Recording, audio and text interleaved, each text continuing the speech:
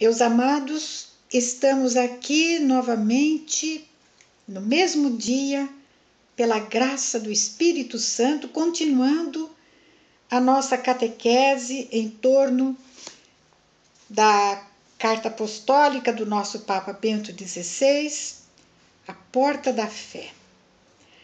Eu gostaria, neste momento, de me valer da mesma palavra de Deus com a qual Bento XVI se inspira para este documento.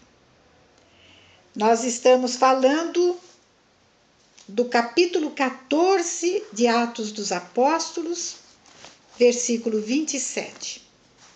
Mas para nós meditarmos sobre esse versículo 27, gostaria de colocar um pouco o contexto. O capítulo 14 fala de um modo muito especial de um dos efeitos de Pentecostes na vida dos apóstolos. É a atividade missionária. O Espírito Santo, quando ele toma posse de uma pessoa ou de um grupo de pessoas, nunca mais essas pessoas serão as mesmas. Nunca mais elas terão sossego, no sentido bom da palavra. Nunca mais continuarão a ser tímidas, a serem encolhidas, a serem murchas, a serem assim uma plasta. O Espírito Santo é dinâmico, ele sopra onde quer, como vento. Ele toma posse da pessoa que lhe abre o coração. Ele possui aquela pessoa que faz da sua vida um ato de adesão a Deus, um ato de obediência a Deus, que quer obedecer. O Espírito Santo é dado a todos aqueles que lhe obedecem, isto é, que se deixam mover por ele, se deixam tocar pelas suas inspirações, concretizam atos missionários. Paulo é um inquieto. Paulo é alguém que nós nunca vamos ver parados. Até na prisão, Paulo evangelizava.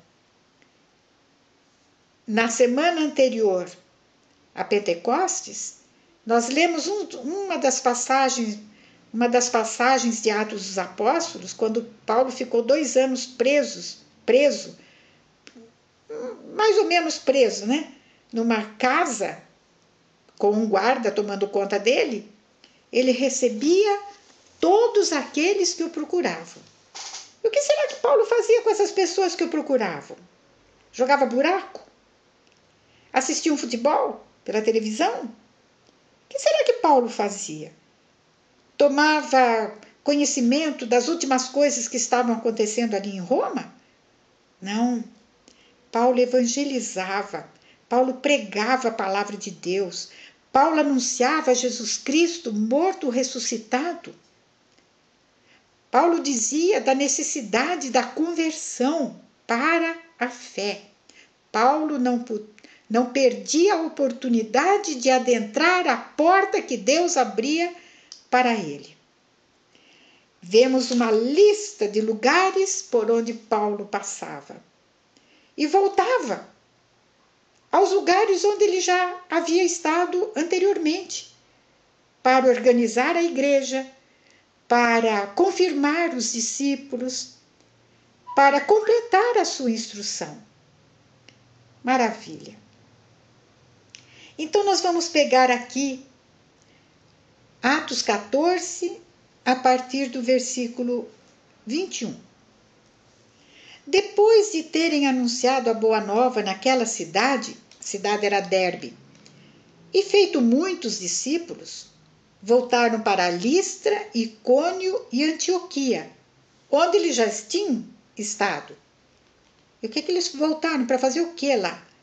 Encorajando os discípulos. Exortavam-nos a permanecerem firmes na fé, dizendo-lhes: é necessário passar por muitos sofrimentos para entrar no reino de Deus. Eram tempos de perseguição.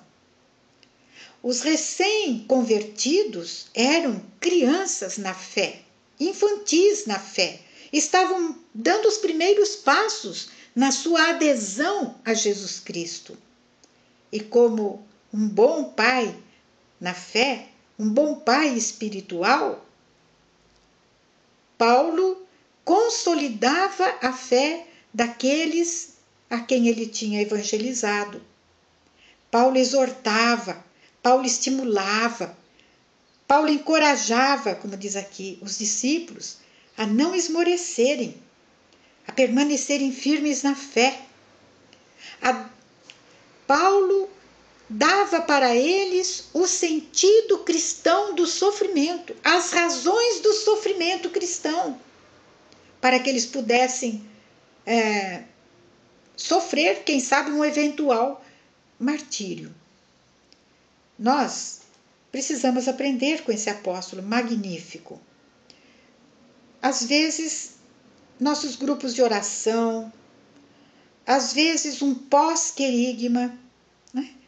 Às vezes mega encontros de evangelização não dão continuidade à formação para a plenitude da fé. Nós carecemos de catequese com linguagem querigmática, que vira e mexe está sempre suscitando o desejo de uma maior conversão e uma vida de mais santidade. Nós não estamos precisando de um ensinamento, precisando de base filosófica, de base teórica, de falatório muito bonito, mas que o povo sai dizendo: falou bonito, mas não entendi nada. Falou com entusiasmo, porque uma parte da oratória é mesmo, é dar murro no ambão, é levantar os braços, é fazer gestos, é gritar. Mas você vai apurar, não suscitou nada no coração das pessoas. Que Deus nos livre desse tipo de coisa. Então nós precisamos de uma catequese compreensível. Por isso, os documentos da nossa igreja, do magistério da igreja, os padres da igreja, a tradição, o catecismo, os documentos do Vaticano II precisam ser mastigados para que o povo possa se alimentar deste conteúdo maravilhoso que a nossa igreja tem e nenhuma outra igreja tem. Vamos para frente. Os apóstolos designaram presbíteros para cada igreja, com orações e jejuns confiavam ao Senhor em quem haviam acreditado.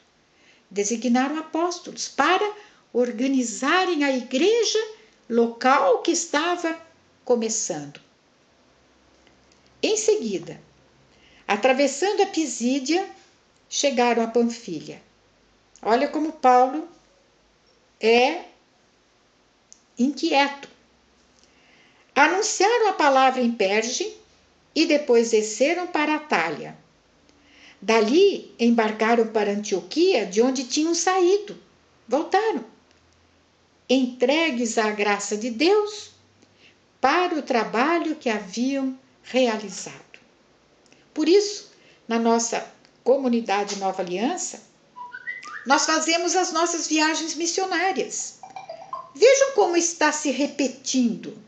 Vejam como nós estamos escrevendo também nós Atos da Nova Aliança. É ou não é? Nós voltamos lá para as nossas missões para dar força ao nosso povo que está tão longe de nós, longe quilometricamente, mas não longe afetivamente. Nós somos muito unidos afetivamente, graças a Deus, mas podemos crescer. E diz ainda, chegando ali, em Antioquia, reuniram a comunidade. Não é assim que acontece na nossa comunidade? Glória a Deus, gente, que maravilha. Contaram tudo que Deus fizera por meio deles. A troca da experiência de Deus agindo em cada missão, através de cada pessoa. É uma maravilha. É uma maravilha. Nós tivemos nesse final de semana o aprofundamento na parte da manhã, na parte da tarde demos formação para os pregadores. Ninguém pregou nada, mas nós tivemos 2 momentos excelentes. Um momento de sondagem para ver o que é que o nosso povo está lendo. Eu quis checar se nós estamos buscando inspiração, conhecimento também através de autores que não são os autores bíblicos, não é o catecismo, não é o concílio. Há autores maravilhosos que podem, sim, nos instruir a respeito do ministério da palavra, a pregação. E depois nós usamos um texto lindíssimo, prático, fácil, do padre João Batista Libânio sobre a homilia. E nós aplicamos para o nosso ministério da pregação.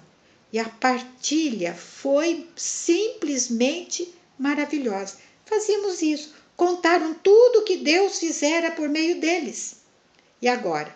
E como ele, Deus, havia aberto a porta da fé para os pagãos.